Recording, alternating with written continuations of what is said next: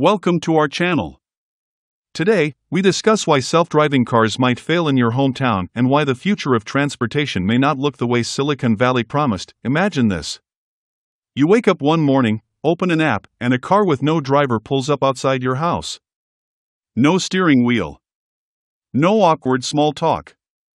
Just you, your coffee, and a smooth, silent ride to work. No traffic stress. No parking headaches. No road rage. For years, companies have promised this future.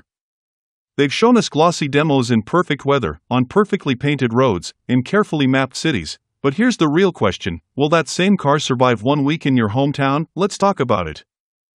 Self-driving cars, also known as autonomous vehicles, rely on a mix of cameras, radar, sensors, artificial intelligence, and extremely detailed digital maps. Companies like Tesla, Waymo, and Cruise have invested billions of dollars trying to perfect this technology.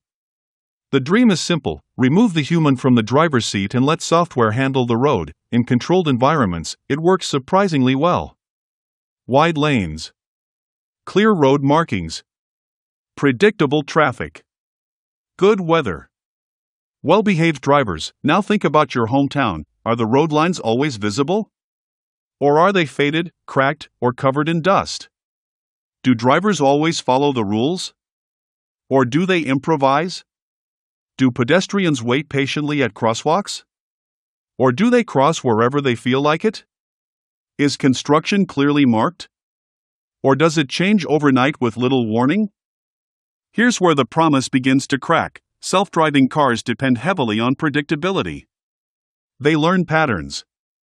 They rely on clear inputs. But many towns are unpredictable by nature.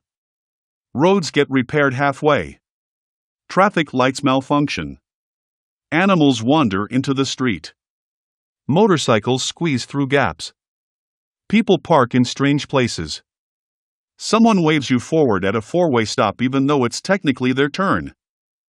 Humans handle this chaos using intuition. We make eye contact. We read body language. We sense hesitation. We understand context. A car's artificial intelligence, no matter how advanced, doesn't understand the situation the way a human does. It calculates probabilities, and hometown driving is full of situations that don't fit clean probabilities. Let's talk about weather. In many cities, snow covers lane markings. Heavy rain blinds cameras. Fog interferes with sensors. Dust storms reduce visibility. Even direct sunlight can confuse a camera's perception system. Humans struggle in these conditions too, but we adapt using experience. We slow down, lean forward, wipe the windshield, and make judgment calls based on years of instinct. A machine sees blurred data, then there's infrastructure. Autonomous vehicles work best in cities that are digitally mapped in extreme detail. Companies send fleets to scan every curb, sign, and signal. The car then compares what it sees in real time to its high-definition map. But what about smaller towns? Rural areas? Places where roads change often? Construction crews may reroute traffic with temporary cones and handwritten signs. A self-driving car expecting yesterday's layout might hesitate, or worse, misinterpret the change, and hesitation on a busy street can cause chaos. There's also the issue of mixed traffic. For decades, human drivers have developed unspoken rules. You know how people drive in your town. Maybe drivers tend to roll through stop signs. Maybe they speed slightly on certain roads. Maybe roundabouts are more like suggestions than strict systems. Autonomous vehicles are programmed to follow the law precisely. That sounds good. But when one perfectly obedient car enters a world of flexible human behavior, it can create friction. If it stops fully at every sign while others don't, drivers behind it may get frustrated. If it refuses to edge forward in aggressive merging situations, traffic can back up. Technology doesn't just have to work. It has to blend in. Now let's talk about edge cases. In the tech world, an edge case is a rare situation that falls outside normal conditions. The problem is, in many hometowns, rare situations happen all the time. A parade blocks the street unexpectedly. A tractor drives slowly down a main road. Kids chase a ball into traffic. A dog darts across the street. Someone directs cars manually because the signal is broken. These are everyday realities in many places. Training an AI to handle every possible edge case is nearly impossible. The world is messy. It's creative. It's spontaneous. And the more unpredictable the environment, the harder it is for automation to keep up. There's also a social factor. Trust. Would you trust a driverless car to pick up your child from school? Would your parents trust it? In small towns especially, people value familiarity. They know their local taxi driver. They recognize neighbors. The idea of a machine taking full control can feel unsettling, and one high-profile accident can shatter public confidence. Even in larger cities, public reaction to autonomous vehicle incidents has been intense. Each crash becomes national news. Regulators step in. Testing programs pause. Companies pull vehicles off the road. Progress slows. Now imagine that happening in a smaller community. Word spreads fast. People become skeptical. Local governments hesitate to approve widespread deployment. The rollout stalls. Another challenge is cost. Autonomous vehicles are packed with expensive hardware, LiDAR sensors, high-performance computers, redundant safety systems. While companies promise costs will decrease over time, outfitting an entire fleet is still incredibly expensive. Will small towns invest in the infrastructure needed to support these systems? Will local governments prioritize digital mapping, smart traffic signals, and 5G connectivity? Or will budgets go toward schools, hospitals, and road repairs? Technology doesn't exist in a vacuum. It depends on economics. Let's not forget human pride. Driving isn't just transportation. For many people, it's freedom. It's independence. It's identity. From road trips to late-night drives, cars have emotional meaning. The idea of giving up control to software feels like giving up something personal, and resistance to change is powerful. Even if autonomous vehicles become technically capable, adoption may lag. Some people will insist on driving themselves. Others will worry about hacking.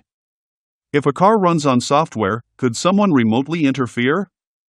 Cybersecurity becomes a life or death concern. Then there's the legal maze. If a self-driving car crashes, who is responsible? The owner? The manufacturer? The software developer? Insurance systems must evolve. Laws must adapt.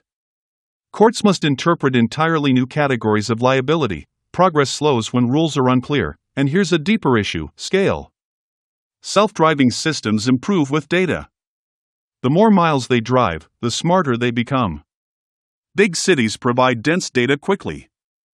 Small towns do not. That means improvements may be optimized for major urban areas first, leaving smaller communities behind. Your hometown might not be a priority market. There's also the complexity of human communication on the road. Eye contact at a crosswalk. A hand wave to signal you go ahead. A subtle roll forward to show intention. These micro-interactions happen constantly. Machines struggle to interpret them accurately. If a pedestrian makes eye contact with an empty vehicle, what happens? Does the car display a message? Does it flash lights? Will people feel confident stepping in front of it? We underestimate how social driving really is. Now let's zoom out. None of this means self-driving cars will disappear. Automation will likely grow in controlled environments first: highways, dedicated lanes, predictable urban cores. But the messy, irregular, deeply human streets of many hometowns? That's a tougher challenge. The promise was universal autonomy. The reality may be partial autonomy. Perhaps the future isn't a world where no one drives. Maybe it's a world where advanced driver assistance systems support humans rather than replace them. Lane keeping. Adaptive cruise control. Automatic braking. These features already exist and continue improving. In that scenario, humans remain in charge, but with powerful digital assistance. And maybe that's the balance we actually need, because when you think about it, driving isn't purely a technical problem. It's a cultural one. It's social. It's economic. It's emotional. Technology can solve sensor fusion and machine learning challenges. But understanding human unpredictability? That's far more complex, so when companies promise that fully autonomous cars are just around the corner for everyone, it's worth asking, around which corner, the clean, wide, well-mapped streets of a tech hub? Or the narrow, potholed, constantly evolving roads of your hometown? The future of transportation may not fail entirely. But it may look uneven. Some cities might embrace autonomy quickly. Others might move slowly. Some neighborhoods might see driverless taxis. Others may rely on human drivers for decades, and that's okay. Innovation rarely spreads evenly. Electricity didn't reach every rural area overnight. The internet didn't become universal instantly. New systems take time and they adapt to local realities. Maybe self-driving cars won't fail in your hometown forever. But they might struggle. They might require hybrid models. They might depend on local upgrades. They might look less futuristic and more collaborative than we imagined. The story isn't about robots taking over.